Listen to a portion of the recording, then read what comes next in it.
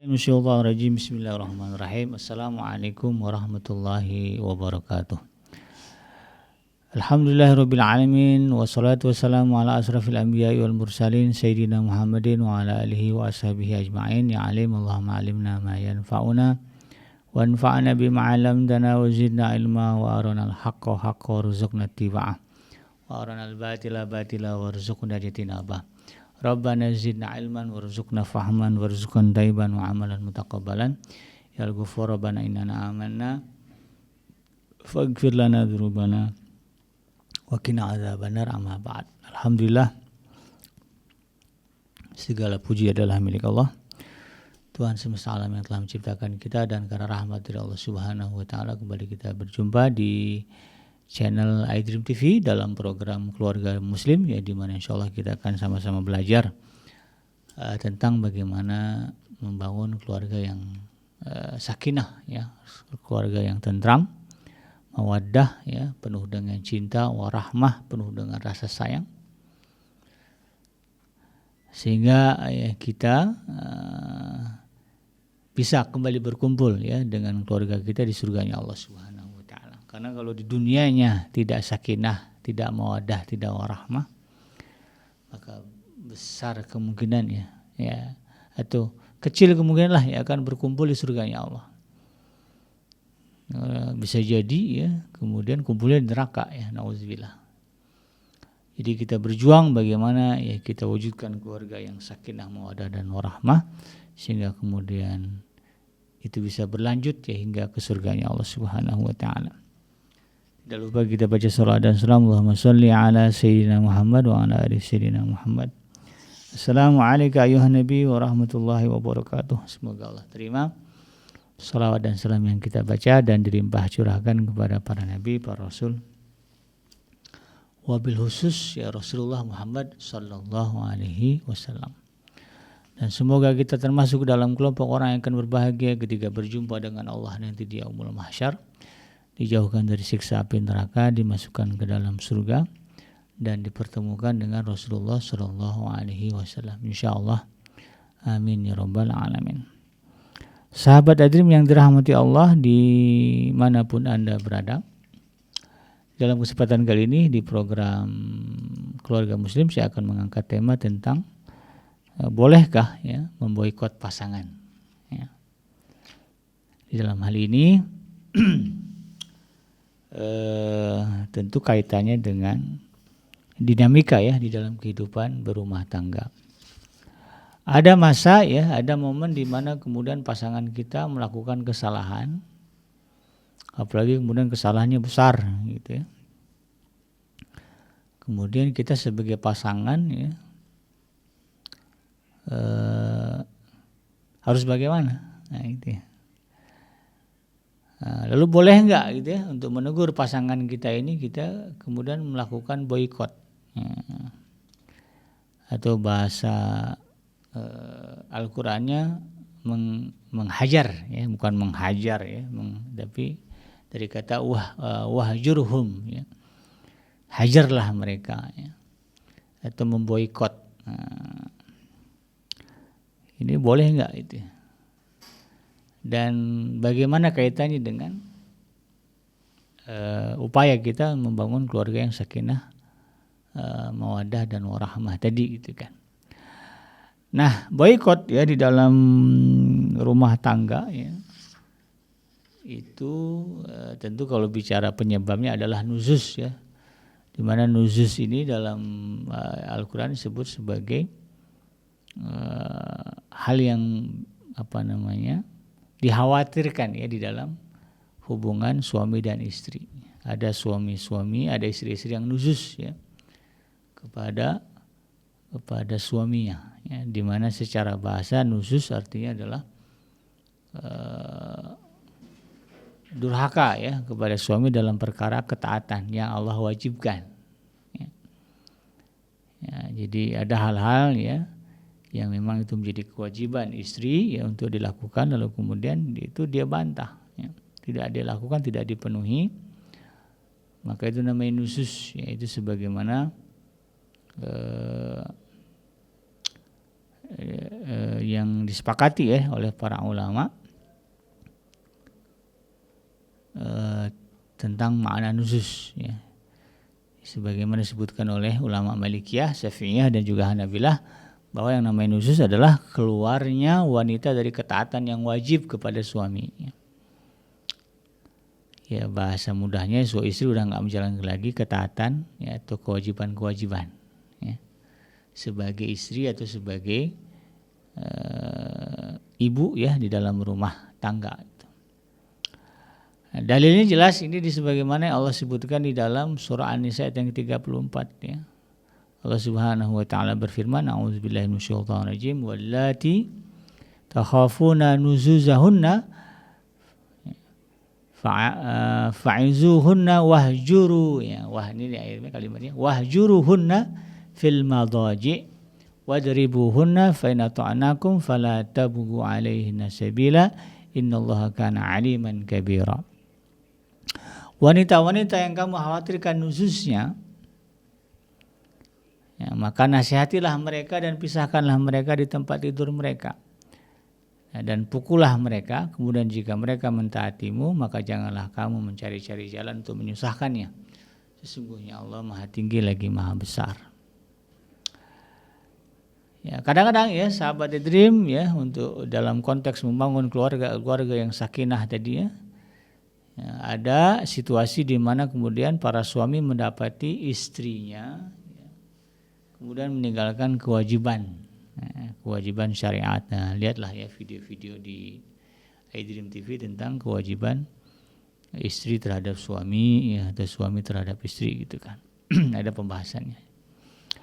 Nah, ada istri-istri yang kemudian menunjukkan kedurhakaan ya, atau kemudian mengingkari ya, untuk melakukan kewajiban-kewajibannya sebagai seorang istri. Maka dalam hal ini para suami ya, kalau ingin ya membangun rumah tangga yang sakinah mawaddah tadi dia, maka cara mengatasi ya, kedurhakaan itu jangan sembarangan gitu ya. Jangan mengikuti hawa nafsu, tetapi harus mengikuti apa yang Allah Subhanahu wa taala ajarkan kepada kita ya, sebagaimana yang diajarkan di dalam surah An-Nisa ayat yang ke-34 tadi ya. Ya Allah katakan apa? Wallati takhafuna nuzuzahunna fa'izuhunna ya. Ya kalau kemudian kamu ya menjumpai ya istri-istri kamu itu durhaka atau nuzuz, fa'izuhunna, maka yang pertama yang harus dilakukan adalah nasihati, ajak bicara, ngobrol dari hati ke hati, diskusi gitu kan. Nah di sini kemudian pentingnya belajar cara komunikasi yang bagus nih kadang-kadang ya. Suami istri kalau nggak ngerti cara berkomunikasi, yang ada tuh ujung-ujungnya berantem ya. Berapa banyak diskusi antara suami dan istri ujungnya kemudian pertengkaran, bahkan nauzubillah ya sampai jatuh talak, ada begitu. Ya. Kenapa sih begitu Bikenji? Karena memang ya, ada setan khusus gitu ya. Ada setan khusus yang nongkrong di rumah-rumah orang-orang Muslim ya, rumah tangga kaum muslimin. Ada setan khusus tuh ya, yang kerjaannya nyari celah untuk kemudian mengompor-ngompori ya supaya terjadinya perceraian, dan itu termasuk prestasi yang sangat besar. Dalam satu riwayat ya, setan-setan yang mengadu kepada iblis ya, tentang prestasi ya bisa menceraikan itu ya, pasangan-pasangan muslim itu dapat hadiah besar ya, dibanggakan. Kenapa? Karena dengan perceraian itu banyak keburukan-keburukan yang muncul. Anak jadi korban, nanti dari perceraian ini akan muncul anak-anak bermasalah. Kalau udah muncul anak-anak bermasalah ya nanti ya bicara komunitas, maka semakin banyak anak-anak bermasalah, semakin banyak masalah sosial di masyarakat itu ya. Merembetnya kemana-mana. Ya, makanya memang harus hati-hati ya. Niat kita berumah tangga itu karena Allah, mencegah keburukan. Nah itu aja lah ya. Mencegah menyebarnya keburukan ya. Jangan sembarangan kemudian menjatuhkan talak, menceraikan. Istri juga sama, jangan gampang aja minta cerai ya, minta talak. Pikir-pikir ya. Minta cerai itu sama aja ngebahagiain setan. Mendukung program setan itu. Mudah sekali ya. Ceraiin saya gitu ya. Talak saya. Pulangkan saya ke rumah orang tuh. Jangan gampang begitu ya. Itu ditepuk tanganin sama iblis sama setan. Masa iya mau kita itu ya, dijadiin kebanggaan iblis sama setan itu. Justru nggak boleh begitu. Nah, ya, dari suami ya sama, jadi tidak boleh kemudian mudah menjatuhkan talak. Ya, duduklah ya dengan kepala dingin. Kalau mendapati istri meninggalkan kewajiban, ya, maka yang pertama itu tadi nasihat, diskusi. Tapi sebelum diskusi ya, saya menyarankan muhasabah dulu kita. Kenapa istri tiba-tiba nggak mau begini, misalnya nggak mau masak atau tiba-tiba melengos gitu ya, diajak tidur cuek aja gitu. Atau tiba-tiba kabur. Pikir itu ya, jangan-jangan saya salah. Nah, itu ya. Nah, setelah dimuhasabah ya, dan ternyata kita tidak menemukan kesalahan kita. Kalau kesalahan kita ada ya jelaslah ya, hukum umum lah ya. Suami istri salah, suami minta maaf. Suami salah, suami minta maaf. Nah, itu. Hukumnya begitu ya. Jadi ketika suami tahu oh ya saya salah nih, maka nasihat yang muncul ya, dalam hal ini adalah ya, tentu dasarnya adalah itu tadi ya, permohonan maaf juga. Jadi komunikasi yang muncul adalah permohonan maaf. Itu dalam rangka nasihat juga. Kalau ternyata tidak ada kesalahan dalam diri kita, maka nasihat yang muncul adalah berusaha mencari ya, apa penyebabnya, masalahnya. Kalau kemudian itu kesalahpahaman, ya, ketidakbenaran informasi, ya, misalnya istri begitu gara-gara ada orang ngasih tahu gitu kan, suami kamu tuh ya ada main sama janda misalnya, padahal itu bohong itu kan. Itu kita klarifikasi. Ya. Itulah kalimat fa'izuhunna, ya, nasihat ya. Nasihat ini lebih kepada komunikasi, bangun komunikasi untuk mencari solusi. Nah, ya. Jadi diskusi itu bukan untuk mencari siapa yang salah, enggak gitu dah. Ya. Karena orang pada dasarnya nggak suka disalahkan. Istri nggak suka disalahin suami, suami juga nggak suka disalahin istri. Nah, ini para ibu juga harus paham ya. Ibu-ibu nggak suka disalahin suami, ya suami juga sama nggak suka disalah-salahin sama istri. Maka kalau ada masalah bukan menyalah-nyalahkan tetapi mencari solusi atas masalah. Nah, itu tadi misalnya masalahnya dengar informasi suami begini begitu. Nah, kemudian gelagatnya kayaknya mendukung. Ya, karena kan kadang-kadang situasinya ya ini kan bicara perspektif gitu ya. Ada situasi-situasi, kondisi-kondisi yang didesain oleh setan begitu kan. Sehingga kemudian membuat kita semakin kuat curiga gitu ya. Itu karena kan setan kan targetnya itu tadi ya, sampai jatuh talak, bayangin aja. Kadang-kadang kita istri itu ya sama suami juga ya, kalau udah kesel sama pasangan ya, dapat kabar misalnya udah muncul kesel tuh, diteleponin nggak diangkat, wah makin kuat. Nah, itu biasanya tuh ada suara-suara yang menggerutu. Itu bukan suara kita itu ya sahabat Edwin, tapi itu adalah bisikan setan. Nah, itu jangan didengar. Jangan didengar, itu bisikan setan. Kita mikirnya suara kita gitu kan, meskipun itu bukan suara kita, suara setan yang sedang ngompor-ngomporin supaya kemudian terjadi perceraian. Alihkan ke yang lain lah, ya, main game kayak gitu ya. Supaya kemudian nggak kedengeran lagi itu ya suara-suara menggerutu. Itu istri gua kemarin aja gini, wah ceritanya panjang tuh. Kita berpikir itu pikiran kita itu suara kita, padahal bukan. Nah, ya. Jadi abaikan itu ya. Maka kemudian niatkan ya, komunikasi yang ada adalah mencari solusi atas permasalahan. Sudah diajak ngobrol baik-baik ya, sudah diajak diskusi baik-baik, tapi kemudian tidak ada solusi. Dia tetap masih berkeras di dalam kesalahannya, di dalam kedurhakaannya. Udah dibilangin bunda kalau keluar rumah tutup aurat, Jangan diumbar aurat itu, karena aurat itu hanya untuk orang yang bukan mahram. Untuk aurat itu hanya untuk orang yang mahram, ya, boleh dilihat sama mahram, ya. Yang bukan mahram nggak boleh lihat. Jangan diumbar kepada yang bukan mahram. Udah dinasihatin, yang mana-mana coba tutup, ya. Jangan pakai baju ketat gitu, ya. Pakai baju agak longgar gitu. Masih juga begitu, bahkan suami disalahkan, ayah ini kampungan, norak, nggak tahu passion, wah dibebel. Nah kalau udah begitu posisinya, kan jelas tuh ya, suami benar, istri salah. Tapi kan istri merasa suami salah, ya. Suami harus minta maaf. Lalu posisinya begitu, nggak mungkin, ya.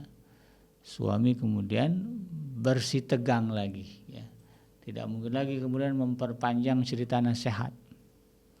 Maka disinilah pentingnya kemudian atau adanya kalimat wahjuruhunna. Maka boikotlah mereka. Jadi ternyata boleh memboikot pasangan. Dalam hal ini adalah suami kepada istri. Wahjuruhunna. Maka hajarlah, ya. Atau boikotlah mereka fil madhaji, di tempat tidur. Boleh memboikot, boleh, tapi ada areanya. Ya, boikot itu hanya boleh dilakukan di tempat tidur. Tidak di dapur, tidak di ruang tamu, tidak di luar rumah. Jadi boikot itu berlakunya di tempat tidur. Boikot suami kepada istri. Ya, jadi gimana caranya? Nah, ya kalau bicara boikot artinya kan suami memutuskan hubungan, ya. Hubungan dengan istri. Ya, menurut para ulama, ya bisa dilakukan dengan itu tadi, ya, menolak, ya, berhubungan seksual, ya, dengan istri gitu kan. Padahal istri lagi ingin banget nih gitu kan, lagi membutuhkan, ya, belayan. Tapi dia nggak mau dengerin suami gitu kan. Nah saya tadi ya, saya bilang dinasihatin suruh tutup aurat, tapi dia ngumbar juga aurat kepada orang lain. Enggak suami, ya, karena istrinya lebih gede dari suaminya gitu kan, lebih keker, ya. Suaminya takut, ya. Maka kemudian suaminya boikot. Ya udah, ya, suaminya diam-diam aja, ya, tidak menerima ajakan istri untuk berhubungan seksual. Itu bagian dari boikot. Atau bisa juga kemudian tidak mengajak berbicara, tapi masih tetap melakukan hubungan seksual, diam-diaman. Atau kemudian juga bisa mengeluarkan kata-kata yang menyakiti perasaan istri, ya, ketika di tempat tidur. Atau kemudian bisa juga dilakukan dengan pisah ranjang. Itu juga bagian dari boikot, ya. Udah, kalau bunda nggak mau dengerin omongan ayah, itu bahasanya. Atau mama nggak mau dengerin kata papa, ya. Atau mami nggak mau dengerin kata papi, itu, ya. Umi nggak mau dengerin kata abi, gitu, ya.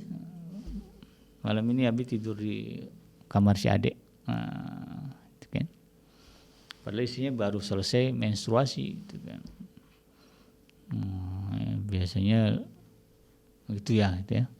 Maka kemudian itu bagian dari boikot juga. Tapi istri harus tahu kenapa diboikot. Ya, jadi jangan kemudian tiba-tiba aja. Ajak ngomong, kan tadi kan suruh dinasihatin tuh, udah dikasih tahu bunda nggak boleh gini. Terserah, ya udah. Kalau bunda maunya begitu, nanti malam ayah nggak tidur sama bunda. Wah, istrinya takut, ya. Bisa jadi takut, ya. Soalnya rumahnya tengah kuburan gitu kan, atau dekat dengan kuburan bisa jadi kan. Kalau tidur sendiri iseng gitu, bisa aja tuh, ya. Nah, ini kemudian kita bisa dilakukan. Atau tidak mengajak bicara, ya udah. Oh gitu ya, misalnya gitu, ya. Bunda nggak mau dengerin kata ayah, ya udah. Ayah nggak mau ngomong dulu, diam aja. Ya udah didiamkan, ya. Itu juga bagian dari boikot. Atau, ya, agak mengeluarkan kata-kata agak pedas dalam artian kata-kata yang tidak disukai oleh istri, tetapi kemudian tidak juga mendatangkan dosa ya, misalnya mengeluarkan kata-kata ya mencaci maki itu tidak, tapi maksudnya menyakiti kata yang kena lah ya, kena ke mentalnya istri, tapi benar kata-kata itu. Bunda kalau kayak gini nih bisa jadi ahli neraka nih, nah, itu menyakitkan kata itu. Bunda mau apa jadi istri durhaka? Itu tuh istri durhaka namanya itu. Wah, itu ya. Itu kata-kata yang tajam. Ya bukan nyebut binatang ya. Kalau kayak gitu bunda babi, itu nggak boleh. Ya main fisik gitu ya, tidak benar. Tapi kalimat-kalimat yang kira-kira tajam, tidak ada itu ya, mengena ya perasaan. Di tempat tidur, ya, kan mau tidur tuh ceritanya. Oke, kita nggak bisa ranjang, masih tetap juga berhubungan seksual, tapi kemudian ada kalimat yang dilontarkan suami sebelum tidur, ngomong dulu. Abi kan udah kasih tahu gini-gini, bunda kalau begini juga itu sama ya, bunda itu istri durhaka, bisa masuk neraka jahanam. Oh ya, ngeri itu. Kalau saya neraka tahu, ya itu kan kata-kata yang menyakitkan. Biar istri kemudian paham ya bahwa apa yang dikatakan suaminya adalah kebenaran yang harus ditaati. Nah, gitu ya. Maka itu boleh dilakukan. Tapi suami ya ini juga harus paham ketika dia katakanlah memboikot istri, ya, bahwa boikot itu hanya terjadi di tempat tidur. Nah di luar tempat tidur ya, artinya udah keluar dari tempat tidur kan ada anak-anak, ada mertua, itu tidak boleh ditunjukkan boikot itu. Di mobil sama anak kok diem-dieman, itu nggak boleh. Boikot itu hanya ada di tempat tidur. Di depan anak-anak kita seolah-olah tidak ada masalah. Susah bikinji itulah jihad. Nah, jihad seorang suami ya karena Allah, itu aja. Di mobil seolah tidak ada masalah, di depan anak-anak seolah tidak ada masalah. Kalau ada tamu seolah nggak ada masalah. Lagi ngeboikot istri gitu kan, di kamar gitu tiba-tiba ada bunyi bel, oh rupanya ada tamu, ya udah keluar, boikotnya stop dulu, seolah-olah tidak ada masalah. Jadi hanya boleh di tempat tidur, di luar itu tidak boleh. Ya. Jadi ini lihat ya betapa Allah Subhanahu Wa Taala memuliakan seorang perempuan. Jadi jangan lagi ada bahasa ya narasi ya, Islam menjajah perempuan. Islam ya mempersempit, menyulitkan perempuan, tidak ada. Ya. Jauh api dari panggang. Justru yang ada Allah memuliakan kaum wanita, karena wanita ini perjuangannya, pengorbanannya besar ya untuk agama ini. Para nabi dan para rasul itu lahir dari kaum perempuan, ya. Dari keringat dan darahnya para wanita ya melahirkan mereka. Perempuan itu dimuliakan oleh Allah Subhanahu Wa Taala. Ya sampai-sampai kalau istri suami mau ngeboikot istri tidak boleh ya di luar kamar. Ya kalau di pasar ya normal-normal aja. Kok jadi aneh ya bikin? Ya begitu, ya bukan aneh, tapi betapa Islam itu memuliakan wanita sebagai istri. Nah kalau sudah selesai, istri sudah mulai sadar, ya didiamkan sama suami gitu kan, kalau sadar maka ya sudah selesai boikotnya gitu ya, jangan dilanjutkan lagi. Ya, sebagaimana disebutkan di dalam ayat yang ke-34 itu ujungnya fa in ta'anakum fala tabghu alaihinna sabila. Kalau mereka sudah taat, enggak nusus lagi, maka jangan cari jalan yang jangan bikin masalah lagi dengan mereka. Ya. Segera maafkan kesalahan mereka, dan karena mereka lebih berhak menerima maaf suami.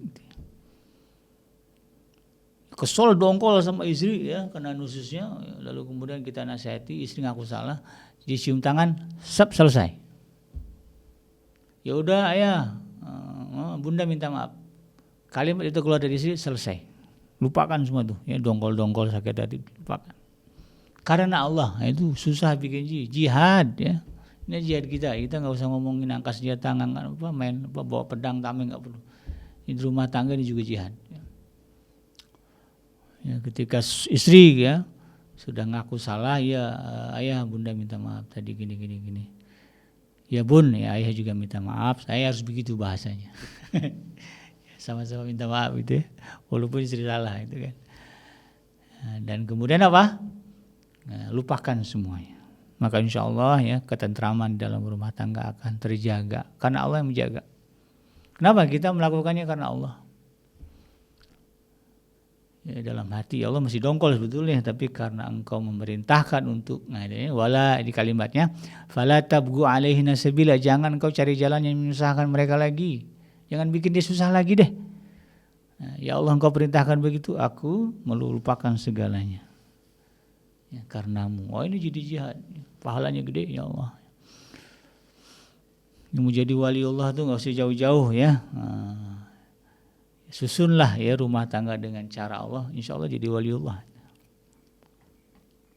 Karena memang jihadnya besar. Nah kemudian kata para ulama, berapa kali ya suami kalau mau memboikot,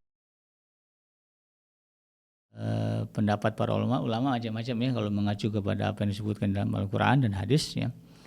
Ada yang mengatakan ya sampai istrinya sadar gitu kan. Ya, kalau baru sadar sebulan kemudian ya sebulan lah ya diboikot. Kalau sadarnya setahun diboikot.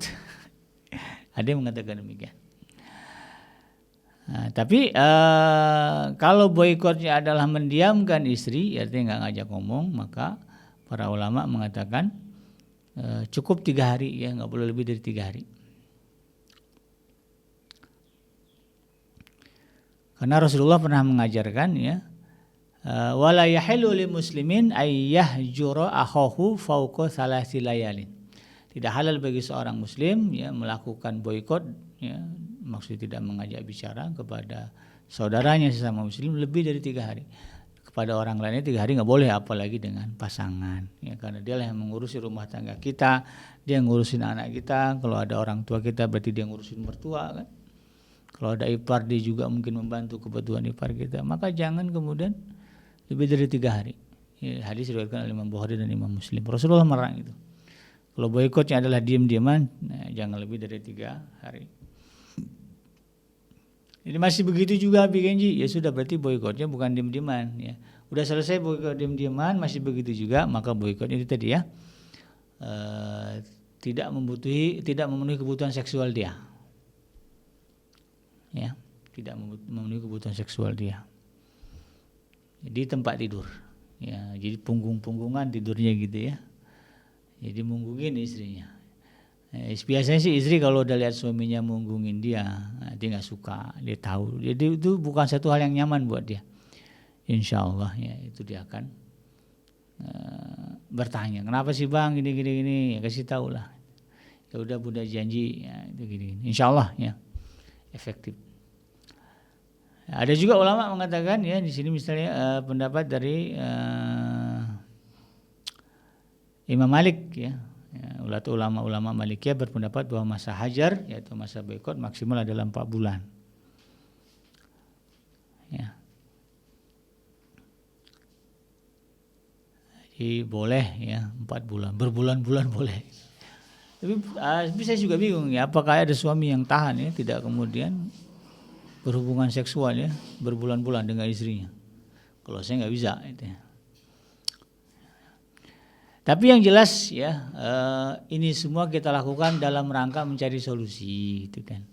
Jadi bukan dalam rangka mempertahankan permusuhan atau pertikaian di dalam rumah tangga. Kalau rasanya kemudian ya nuzus atau kedurhakaan istri itu kemudian bisa diperbaiki ya dengan cara lain ya tidak dengan boikot ya, maka lakukanlah. Ya, boikot itu bisa juga dengan ekonomi gitu ya. Jadi jangan bicaranya boikot itu tadi ya yang saya sebutkan ya tidak memenuhi hasrat seksual dia misalnya, atau kemudian mengeluarkan kata-kata yang tegas ya, atau juga mungkin mendiamkan dia. Ya boikot aja ya ATM ya, blokir ya rekening-rekening sehingga istri nggak bisa mengakses, nggak bisa belanja online, insya Allah efektif juga. Oh bunda nggak mau ya pakai jilbab rapi-rapi. Oke, mana ATM sini? Nah, ya. Password M-banking bu ayah ganti. Oh udah takut tuh ya, istri ya, itu cara yang bagus juga ya. zaman sekarang ya. Atau handphonenya kita sita. Mana handphone sini? Ini kan yang beli ayah nih, sini. Nah, itu juga bagian dari cara untuk kemudian menyadarkan istri dari kesalahan-kesalahannya. Nah, itu.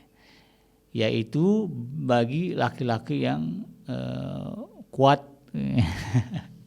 bukan laki-laki yang kemudian lemah di hadapan istrinya. Kan ada ya suami-suami itu tadi ya, dari segi pendapatan lebih besar istrinya, dari segi strata sosial lebih tinggi istrinya. Nah suami-suami yang begini biasanya nggak bisa lah ya, modal boykot tadi gitu kan. Ya bisanya boykotnya itu tadi ya, mendiamkan istri atau tidak memenuhi hasrat seksual ya. Ya bolehlah dua-duanya ya, cara seperti apapun dilakukan. Yang penting kemudian tujuannya adalah menyadarkan istri dari kedurhakaan dia. Nah, menyadarkan istri bahwa dia telah meninggalkan kewajiban yang telah Allah perintahkan kepada diri dia.